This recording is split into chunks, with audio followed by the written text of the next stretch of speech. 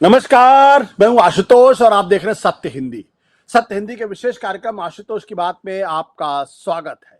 और अब आज की बातचीत शुरू कर रहे हैं। राजनीति और पत्रकारिता के सबसे बड़े महारथी प्रभु चावला से ही पूछा जाए तो उनसे बेहतर आदमी कौन हो सकता है जो बिहार की राजनीति को एक नई चाशनी में नए तरीके से हमारे सामने रख सके। देखिए, प्रभु जी को थोड़ी सी मुस्कुराहट उनके चेहरे पर आकर मैं भी चाहता था कि थोड़ा सा मुस्कुराए, क्योंकि राजनीति बहुत गंभीर विषय पिछले दिनों हो गया। मैं जिन जिन लोगों से बिहार के बारे में बातचीत करता हूँ, कोई बहुत गंभीरता के साथ भी समझाने की कोशिश करता है कि अरे महिला वोट इधर चला गया, कुछ कहता है कि नहीं पुरुष वोट उधर चला गया, कुछ कहते हैं कि देखिए इस बार बड़ा कशमकश बहुत तेज है, कुछ लोग कहते हैं जिस तरीके से बीजेपी नीतीश कुमार के पीठ में छुरा घोप रही है वैसे में नीतीश कुमार भी कुछ करने की कोशिश। बहुत गंभीर हो गया, मुझे लगा थोड़ा सा इसको लाइट किया जाए। सर, आपका बहुत बहुत स्वागत है। देखिए, बातचीत तो हम करेंगे दरअसल के पहले चरण के चुनाव में क्या हुआ, दूसरे चरण के चुनाव में क्या होगा, बिहार में क्या नतीजे आने वाले हैं। लेकिन आपके पास तो बड़े खट्टे मिट्टे अनुभव होंगे लालू प्रसाद यादव के। बेचारे इस चुनाव में मैं देख रहा हूँ थोड़े शांत हैं, थोड़े बीमार भी चल रहे हैं। आपको क्या लगता है, आपका क्या अनुभव? और अगर मैं आपसे पूछूं कि आप लालू यादव को कैसे डिफाइन करना चाहेंगे, किस तरीके से डिफाइन करना चाहिए, आप क्या बोलेंगे उनके बारे में? भाई, आपने पहले तो मैं पत्रकारिता की बात करते हैं। आपने कहा पत्रकारिता में हर पत्रकार सोच रहा है बिहार में का बा। अब का बा तो क्या है, हर एक ने पहले पत्रकारिता होती थी, अब प्रचारकारिता होती है। इसमें प्रचारकारिता का भाग नहीं बनूंगा मैं बिल्कुल भी, क्योंकि मैं बिहार में गया नहीं हूँ, परंतु बातचीत मेरी बिहार के लोगों से होती रहती है। जैसे कि आपने कहा लालू प्रसाद यादव की डिफाइन क्या थी, क्या पर्सनैलिटी है उसकी, मैं ये कहूंगा कि वो जिस चीज पर अड़ जाते हैं, मतलब आइडियोलॉजिकली हो चाहे उनकी अपनी पर्सनल बात हो, वो उससे हटते नहीं कभी भी। कोई ऐसा नहीं करेंगे पाला बदल लेंगे। जैसे नीतीश कुमार हैं, उन्होंने पाला कई बार बदला, पर लालू प्रसाद यादव ने पाला कभी नहीं बदला। कांग्रेस के खिलाफ शुरू में थे, पर जब से कांग्रेस में जुड़े हैं तब से उन्होंने कांग्रेस को नहीं छोड़ा, बाकी पार्टियों ने जरूर छोड़ दिया। वो ऐसे हैं जो इंडिया अलायंस में थे या उससे पहले यूपीए में थे, जो अभी तक भी उनके साथ खड़े हैं। देवेगौड़ा छोड़ के चले गए, ममता बनर्जी छोड़ के चली गई, चंद्रबाबू नायडू छोड़ के चले गए, परंतु लालू प्रसाद यादव ऐसे जो अभी तक वहां टिके हुए हैं। तो लालू जी जिससे भी पॉलिटिकली जुड़ जाते हैं, ये व्यक्ति फ्रेंडशिप से भी जुड़ जाते हैं, तो उसके साथ खड़े रहते हैं। ये उनमें खूबी है, छोड़ते नहीं किसी को। मैं तो उनको जेल में भी मिला, जब जाकर के वहाँ जेल में थे, मैं उनके साथ वहाँ पर रांची में गया था, वहाँ पर जाकर चुपचाप मिल के आ, किसी को पता भी नहीं आया कैसे मिला मैं जाकर के। वो जेल में बैठे थे, ऊपर अपने कमरा मिला हुआ था उनको, एक जेल तो नहीं थी, हॉस्पिटल की बिल्डिंग थी, उसके अंदर रखा गया था। उसके अंदर कि वो बीमार थे, हॉस्पिटल में रखा गया था। उनका मनोबल कभी नहीं गिरता है, वो बड़े शातिर हैं। मतलब वहाँ बैठे हुए जोड़ तोड़ की नीति वो जेल में बैठकर भी कर रहे थे। तो अभी वो प्रचार बेशक नहीं कर रहे होंगे कि बीमार हैं, उनकी किडनी में ट्रांसप्लांट किया, उनकी बेटी ने दिया है, तो चाहे उनकी किडनी काम नहीं कर रही हो एक, परंतु उनका दिमाग उसी तरह से काम कर रहा है जैसे पहले करता था। उनको देखना है कि पहले मैंने बीबी को, अपनी पत्नी को मुख्यमंत्री बनाया है, वो ऐसा नेता होगा जो अपनी पत्नी और बेटे को मुख्यमंत्री बना करके जाएगा। ऐसी उनकी जिद पकड़ी हुई है उन्होंने, इसलिए कुछ ना कुछ करते रहते हैं। नीतीश कुमार के खिलाफ क्या करना है, ये सारा वो कहते हैं कि मैंने आरएसएस, मेरे को बताया उन्होंने, तुम आरएसएस के हो, तुम विद्यार्थी परिषद के हो, तुम तो मेरे सीनियर हो, कि यूनिवर्सिटी में थी। वो एक जेपी नारायण पर आंदोलन हुआ था, मैंने पहले भी बताया था आपको कि वो उस वक्त उस कमेटी में थे। मैं विद्यार्थी परिषद का अध्यक्ष था, दिल्ली यूनिवर्सिटी में विद्यार्थी परिषद कार्यालय में आते थे, उनके 500 रुपए भी जेब में नहीं होते बेचारे के पास। तो हम विद्यार्थी परिषद से बाकियों को पैसे देते थे, इनको भी विद्यार्थी परिषद से आंदोलन के लिए पैसे दिए गए थे। किया काम उन्होंने, पर जाकर के वहाँ उस वक्त हमारे अब्दुल गफूर साहब चीफ मिनिस्टर थे, वो बन गए थे। पर तो मेरे को कहते हैं, आपकी जब मैं बाद में मिला उनका मंत्री बने, कहते मैंने एक बात संघ से सीखी है, आरएसएस के जो लोग हैं उनसे मिल के बैठ करने के बाद वीपी के जमाने में, कि आप अफवाहें फैला दो, अफवाहें ऐसी फैलाओ जिससे लोग विश्वास करते हैं, शुरू कर दें। तो उन्होंने क्या किया इस बार, उनका पहले मैं बता रहा हूँ किसने कहा क्यों कहा मैं नहीं बताऊंगा। इन्होंने पहले दिन से फैसला कर लिया था कि नीतीश कुमार इस बार बीजेपी के साथ जाएंगे तो वे अफवाहें जरूर फैलाएंगे, क्योंकि बीजेपी का ये काम है कि हम रीजनल पार्टी के नेता को हटा करके अपना नेता बताते हैं। ये प्रचार सबसे पहले एनडीए के अंदर, नीतीश की पार्टी के अंदर से इन्होंने प्रचार कराया अपने लोगों से कि नीतीश मुख्यमंत्री नहीं बन रहे, मुख्यमंत्री नहीं बन रहे। तो मुख्यमंत्री नीतीश भी शक में पड़ गए कि मेरे क्या हो रहा है। हालांकि उनको लगता है क्योंकि जिस तरह हुआ महाराष्ट्र के अंदर, तो प्रचार करने में, तोड़फोड़ करने में वो अमित शाह से कम नहीं है, चुपचाप करते रहते हैं। क्योंकि आप देख सकते हैं पिछले 30 सालों से, बल्कि 35 सालों से नंबर 1 पार्टी है वो, सत्ता में ना रहे परंतु हम तो सीट्स नंबर 1 पार्टी रहे हैं। उनकी वजह से ही नीतीश कुमार 15 साल चीफ मिनिस्टर बने। उसमें से 7 बार उनकी वजह से बने, 9 बार में से 7 बार उनकी वजह से बने। इसलिए इसको किंग मेकर रहे हैं, परंतु उनको लगता है कि जैसे बेटे के प्रति प्रेम हो गया, सनस्ट्रोक है उनको, तो सनस्ट्रोक है कि तेजस्वी जो है 36 साल का 34 साल का हो गया है, तो उसको मैंने चीफ मिनिस्टर बनाना है, उसके लिए तन बे जो भी करना है सब करके इतनी सारी पार्टियों को इकट्ठा रखना अपने आप में बहुत बड़ी कलाकारी है। कांग्रेस को झुका देना और राहुल को अल्टीमेटली मना लेना कि आपको तेजस्वी को बिहार का नेता मानना है। राहुल को मनवाना किसी काम है, किसी को पता नहीं, अखबार में कैसे छपा नहीं है। अल्टीमेटली राहुल क्यों माने, क्योंकि लालू प्रसाद जी बीच में उड़ गए, सोनिया जी के साथ उनका डायरेक्ट कनेक्शन है। तो पीछे की बात, क्योंकि वहां पर जब तक एक नेता सब पार्टियों का नहीं बने, मुख्यमंत्री ऑल्टरनेटिव नहीं प्रोजेक्ट हो सब पार्टियों का, तब तक मुख्यमंत्री दूसरी पार्टी का बन नहीं सकता, ये उनके दिमाग में था। इसलिए उन्होंने सीटें भी उतनी थी जितनी उनको देनी थी। बीजेपी वाले कांग्रेस वाले 70 सीटें मांग रहे थे, और प्रचार करने में जिस तरह कर रहे हैं वहां पर, जिस तरह से वहां पर मौका। सर तो ये बता ही दीजिए ना कि लालू का कैसे मनाया, राहुल को कैसे बता दीजिए आज, राहुल को कैसे मनाया, राहुल को कैसे मनाया तेजस्वी को लेके? नहीं बताया है, मैंने बता दिया, 100 सीटें उन्होंने फैसला कर लिया, बातचीत की होगी, इसके बारे में मैं ज्यादा बात नहीं करूंगा। कई बार तुम भी पत्रकारिता में रहोगे, मैं उस तरह का पत्रकार हूँ जो किसी को कैश नहीं करता कि मेरे को ये जानता है, ये वो जानता है। आजकल तो ये ना कि आप दिखाते हैं मैं उसका खाना खा रहा हूँ, मैं उसका ये कर रहा हूँ, मैं उसके घर में उतर रहा हूँ, वो पत्रकारिता मेरे बस की नहीं है। परंतु ये है कि लालू जी अगर बीच में नहीं पड़ते तो फैसला नहीं होता। तेजस्वी ने सारी सीटें अनाउंस कर दी थी ऑलमोस्ट गुस्से में, जैसे जवान लोग होता है। उसके बाद सडनली सीटें अनाउंस हो गई, फिर वहां मीटिंग में भी चले गए, राहुल जाते नहीं थे, जाने शुरू हो गए। तो जो कांग्रेस के लोग थे, जो कई बार हर पार्टी के अंदर बीजेपी के लोग घुसे हुए हैं, तो इनकी पार्टी में भी थे। जैसे जेडीयू के अंदर लोग कहते हैं लल्लू प्रसाद सिंह है या संजय झा हैं, संजय झा तो पहले बीजेपी के हैं, वो बाद में जेडीयू के अंदर गए, तो उनके ऊपर शक करते हैं कि वो नीतीश को हटा के खुद बनना चाहते हैं किसी तरीके से। तो इसलिए उसका प्रचार करने में लालू यादव ने विस्परिंग कैंपेन जितने चलाते हैं उसमें मास्टरी किया उसकी। अब वीपी सिंह के जमाने में क्या हुआ था, मैं छोटा एग्जाम्पल देता हूँ। वीपी सिंह जब लड़ रहे थे संघ के, जब उनका था कि हम सपोर्ट विड्रॉ कर लेंगे, बीजेपी ने कहा अगर अडवाणी को अरेस्ट करोगे हम सपोर्ट विड्रॉ कर लेंगे, अडवाणी जी अरेस्ट हो गए। अब वीपी सिंह कहते थे कि इनको बचाएंगे अपनी सरकार को, तो हुआ किसी तरीके से बनाया जाए। तो वीपी सिंह ने वहां जो गेस्ट हाउस में, जिसमें नहर के किनारे रखा हुआ था लालू प्रसाद, जेडी ने पकड़ के उनको वहां रखा था, वहां टेलीफोन भी नहीं था, जान के यहाँ रखा कि कोई बात भी ना कर सके। 110 किलोमीटर की लाइन 6 घंटे के अंदर टेलीफोन की वहां लगी, और लालू प्रसाद जी को पता भी नहीं था। और वीपी सिंह की और अडवाणी जी की बात तो नहीं हुई, पर अडवाणी जी की किसी और के साथ बात जरूर हुई। उसके बाद ये फैसला हुआ कि ये छोड़ दिए जाएंगे, और उसके बाद सपोर्ट विड्रॉल का लेटर विड्रॉल नहीं देंगे, कोई काम को 6 बजे विड्रॉल करना था। ये फैसला जब वीपीसी ने कर लिया, मुरली मनोहर जोशी दिल्ली में थे और Atal Bihari Vajpayee leader of the opposition थे, वो कलकत्ता में थे, और वहां से फ्लाइट लेट हो गई। तो इससे पहले जाकर के मुरली मनोहर जोशी ने लेटर जाके राष्ट्रपति को पढ़ा दिया, और लालू प्रसाद ने रिलीज करने से भी लेट कर दिया। किसी को पता नहीं कैसे हुआ था, और टेलीफोन लाइन लग गई, उनको पता है। उनका माता प्रसाद वहां पर चीफ सेक्रेटरी थे, याद उनका नाम कुछ, मैं बैठा था वहां पर, यहाँ कैबिनेट सेक्रेटरी विनोद पांडे थे, उन्होंने वहां से बात की, 6 घंटे के अंदर लाइन पड़ी। तो लालू प्रसाद यादव ने कहा कि मैं तो अडवाणी को बंद करना चाहता हूँ, कि मैं दिखाना चाहता हूँ कि मेरा आरएसएस के कट्टा विरोध है, मैं उसके ऊपर नहीं डटूंगा जो आज तक वो डटे हुए हैं। बाकी कई और बातें हैं, मैं कभी किसी और बात बताऊंगा आपको। पर नीतीश कुमार जो है वो बड़े दूसरे किस्म के आदमी है। नीतीश कुमार और लालू की कभी बनी नहीं।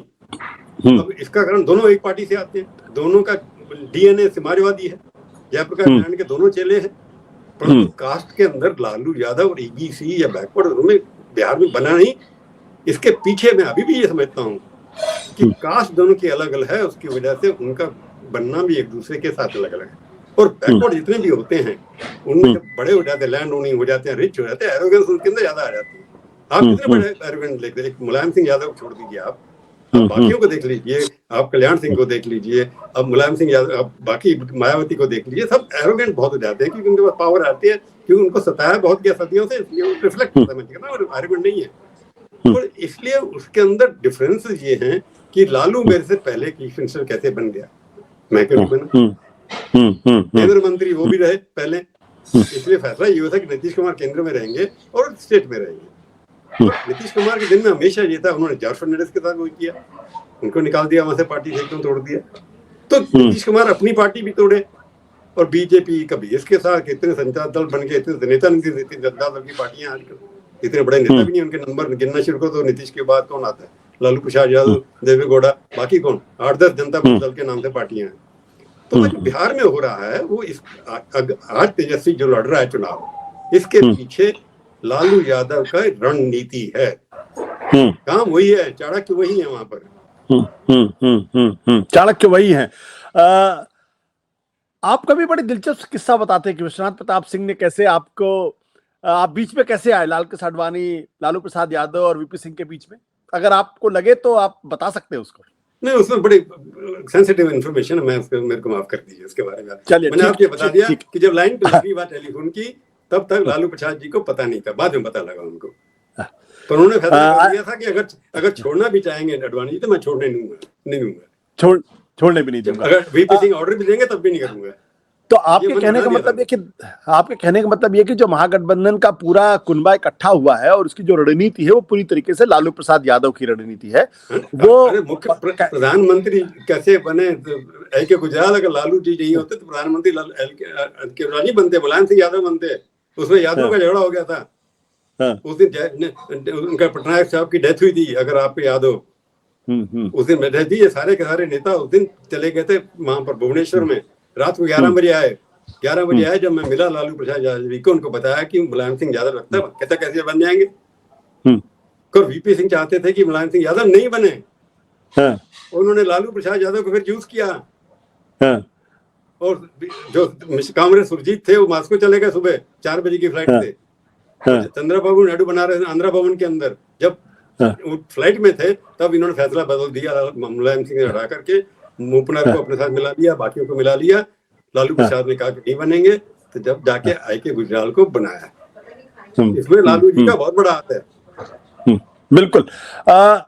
चलिए आप वर्तमान में आते हैं। पटना से इलेक्शन लड़े थे गुजराल साहब, पटना से इलेक्शन लड़े थे, आपको पता है। उनको बैकवर्ड कहते थे वो बड़ा मशहूर किस्सा है ना कि उन्होंने कैसे उनको प्रचारित किया कि देखिए ये तो गुज्जर है, पंजाब के गुज्जर है, वहां जाके गुजराल हो गए।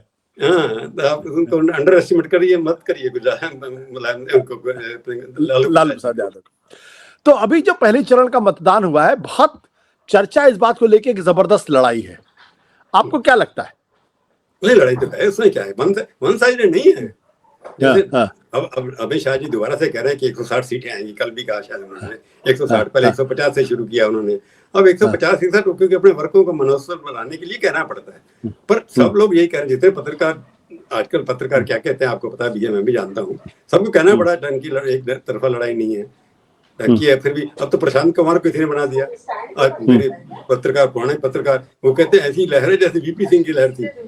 अब मैं क्या करूं इस बात के में, पत्रकार मित्र हैं, अगर एक पत्रकार ये कहे कि जैसे वीपी सिंह की लहर नॉर्थ इंडिया में थी, प्रशांत कुमार की वैसी लहर बिहार के अंदर है, हो सकता है उनकी बात, पर मेरे तो बड़ा लगता है कि लाफेबल क्लेम है ये।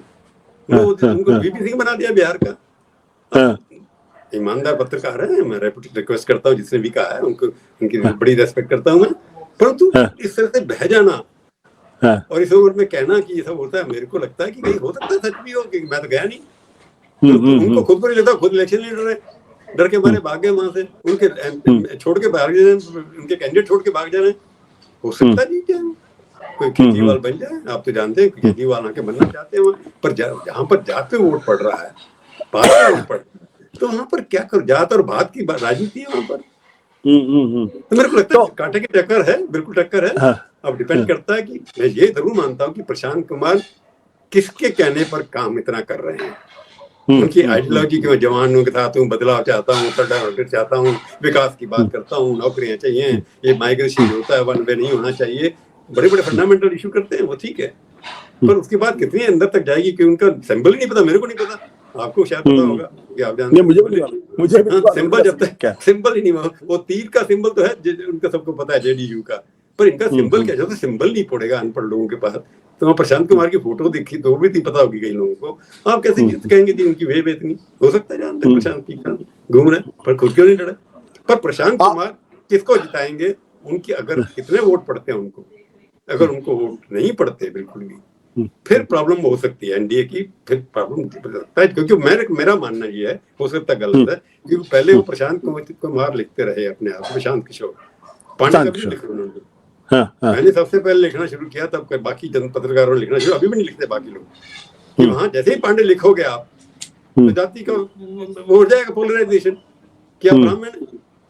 तो जब ब्राह्मण हो गए तो फिर सारे के सारे समीकरण बदल जाते हैं वहां, जितना मर्जी जोर लगा लो आप। प्रशांत पांडे जो हैं, अपने प्रशांत किशोर पांडे, उनकी जात से ही उनकी लाइबिलिटी भी है, उनका एसेट भी है। एसेट इसलिए है कि वो बीजेपी के वोट काटेंगे, कि ब्राह्मण तो वोट ज्यादा को देंगे, ठाकुर भी उन्हीं को वोट देंगे। जिस तरह के उन्होंने मुसलमान कैंडिडेट बहुत खड़े किए, वो मुसलमान कैंडिडेट को अगर आप देखें वहां पर, और अखिलेश को जितनी क्राउड वहां पर मिल रही है, अखिलेश जितनी ज्यादा मीटिंग की है, वो तो एकदम मोदी को कंपटीशन देने के लिए खड़े हो गए, इतनी वीट कर रहे हैं हर जगह, इतने जवाब देते हैं, कमाल का जवाब देते हैं हर बात का। वो लालटेन को भी उन्होंने मॉडर्न बना दिया, एलईडी बनता जी थी लालटेन, तो इसमें तो 2-2 लाइट आती है एक में। तो वहां पर जो नैरेटिव है ना, उसके अंदर आप कह सकते हैं कि कांटे की लड़ाई है, परंतु लड़के जो है वहां पर इतनी हिम्मत से लड़ रहे हैं, इतनी ताकत के साथ।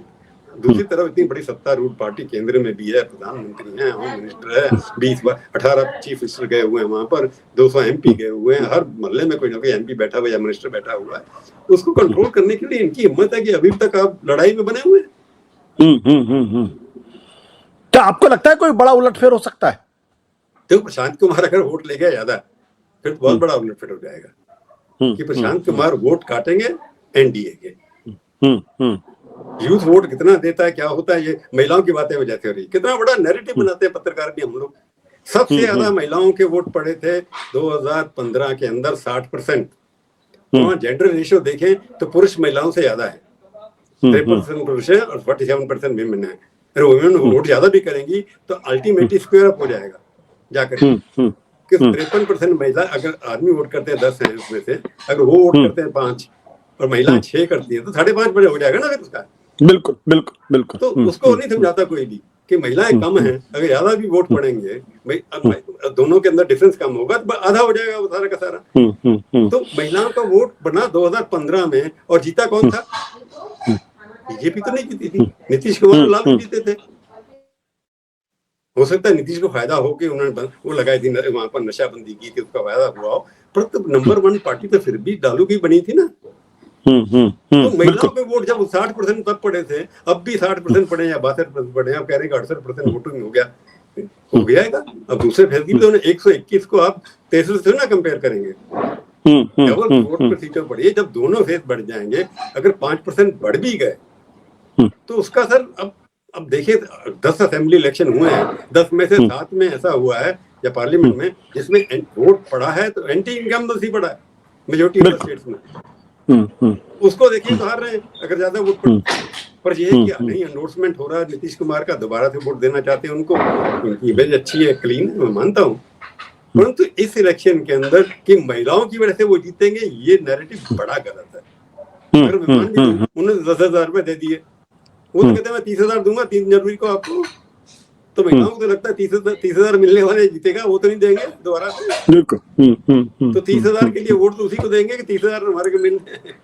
तो बल्कि राजनीति है, खरीदने की राजनीति जो चल रही है ना, मैं 10,000 32,000, ये खरीदने का, लोगों को इंसल्ट करने की बात है वहां पर। उनको उससे फर्क पड़ने नहीं वाला है वहां पर, क्योंकि महिलाओं के लिए बहुत कुछ कर दिया पिछले 15 साल से। महिलाएं वोट देंगी, परंतु ये कहना बहुत मुश्किल है कि फेज के अंदर कौन जीत रहा है। अगर वोट एंटी इनकम्बेंसी अगर ज्यादा पड़ेगा, नॉर्मली एंटी इनकम्बेंसी होता है, तो के बाद मशीनों के ऊपर है, और 2-2 बार वोट डाल रहे हैं सोशल मीडिया पे लोग, एक जगह दिल्ली में डाल रहे हैं, एक जगह वहां डाल रहे हैं, गाड़ियां भर भर के जहां से जा रही हैं और दिखाई जा रही हैं। आपको लगता नहीं कि इस पे कार्रवाई होनी चाहिए, इस पे इलेक्शन कमीशन को बोलना चाहिए? इलेक्शन कमीशन अगर खुद ही बदनाम करने पे लगा है सरकार को, तो मैं उसमें हम और आप कुछ नहीं कर सकते। मेरे को लगता है इलेक्शन कमीशन की कॉन्स्पिरेसी है बदनाम करना सरकार को। गणेश कुमार मोदी की और शाह साहब की बदनामी कर रहे हैं जवाब नहीं देकर के। अगर उनकी क्रेडिबिलिटी खराब कर रहे हैं अपनी, खुद नहीं अपनी खराब कर रहे हैं सबकी। वो कहेंगे कोर्ट में क्यों नहीं गए? भाई आपने कह दिया वो ब्राजील लड़की की मॉडल की पिक्चर आई कैसे वहां पर? बिल्कुल, उसने वोट नहीं दिया। और एक अखबार में छपा कि एक परिवार के गए, वहां बीजेपी का घर है वो सारा, जिसके अंदर 500 वोट बने हुए थे, बहुत सारे लोग रहते हैं। 2-3 लोगों ने वोट दिए जाके, एक ने भी दिया। समझ एक इलेक्शन कमीशन के अंदर ब्राजील मॉडल की पिक्चर लग कैसे गई? वो भी एक वोट पे नहीं।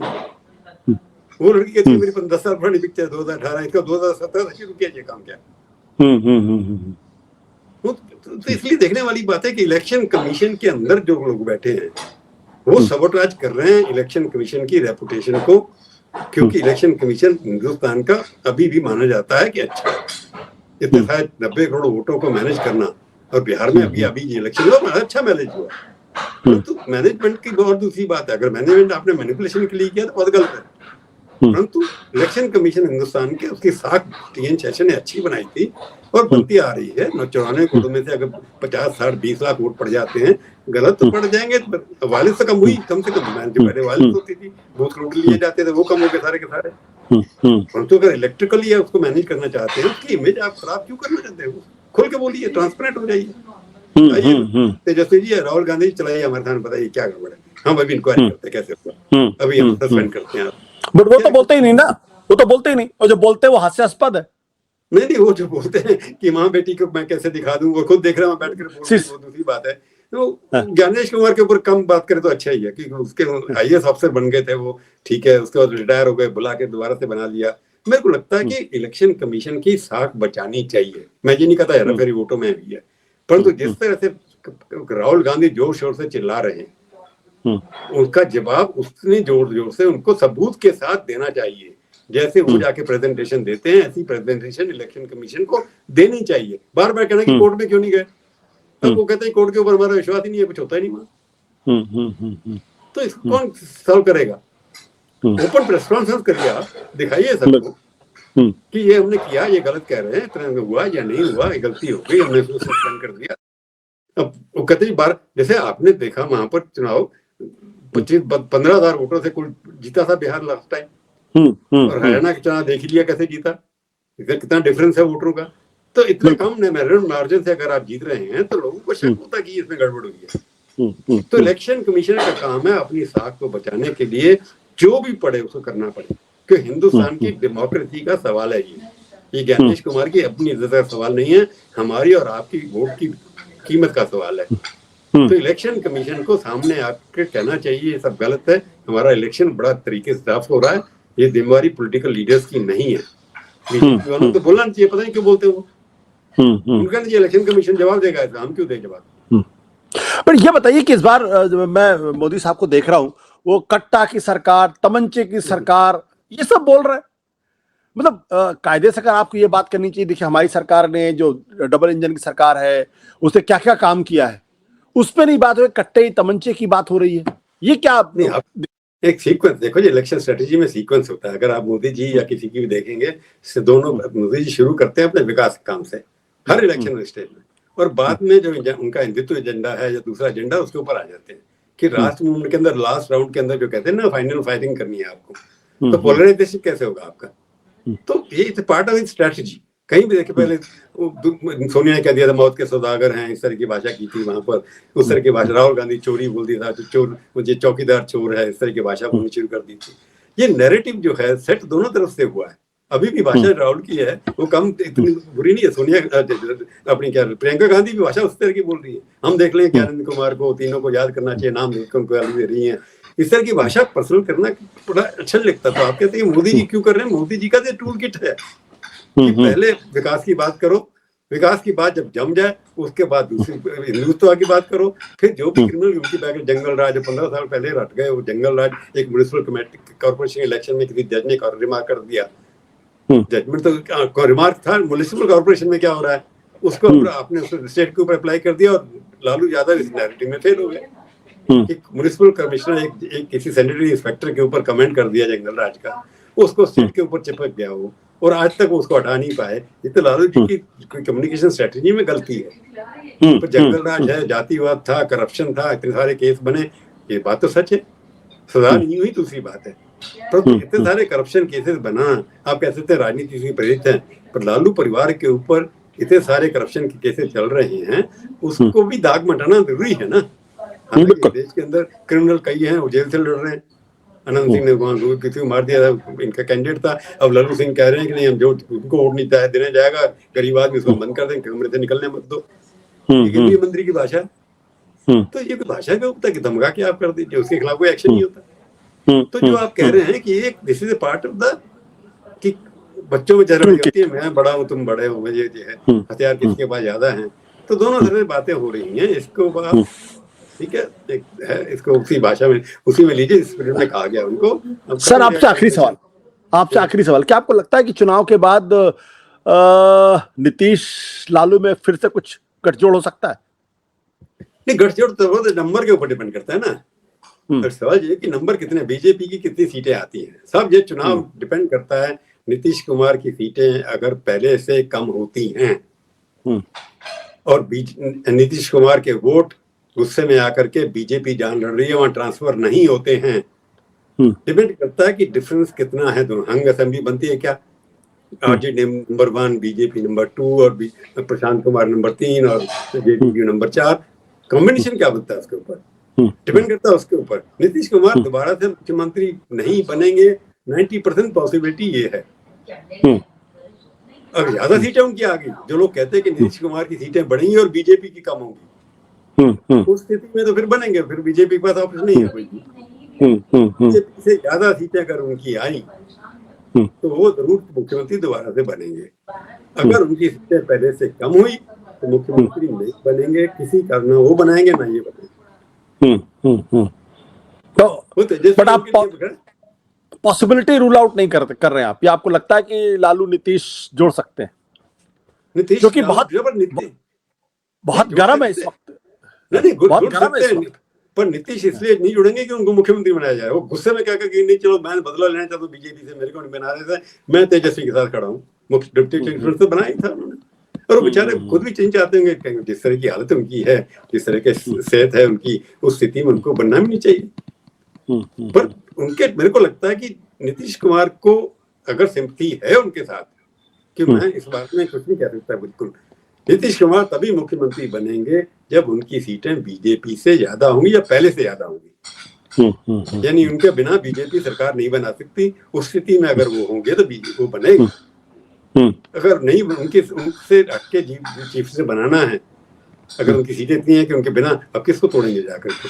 अब बीजेपी 101 सीट लड़ रही है, 101 में से 100 तो नहीं जीतेगी ना। बिल्कुल। कितना स्ट्राइक रेट कितना होगा, पहले बहुत ना हाईएस्ट स्ट्राइक रेट है। एंटी इनकम्बेंसी उनके खिलाफ भी तो है ना। बिल्कुल। 75 जीते या 73 जीते थे पिछली बार, 73 से बढ़ा करके जाएंगे या 73 से कम होंगी। बढ़ने के चांसेस अगर सीटें की हैं तो उसकी है। जेडीयू की 43 पे हम ज्यादा बढ़ सकते। तो अगर जेडीयू इंप्रूव किया और बीजेपी कम हुई तो नीतीश कुमार मुख्यमंत्री बनने से रोक नहीं सकता कोई।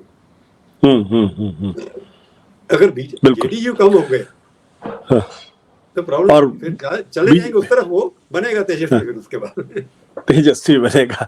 चलिए, बहुत ही इंटरेस्टिंग है, बहुत ही दिलचस्प भी है। अगले शनिवार फिर आपसे करेंगे बातचीत, क्योंकि हो सकता है तब तक नतीजे काफी हद तक हमारे सामने हो, तो अब बातचीत करेंगे और जानेंगे। बिल्कुल बिल्कुल बिल्कुल। Thank you.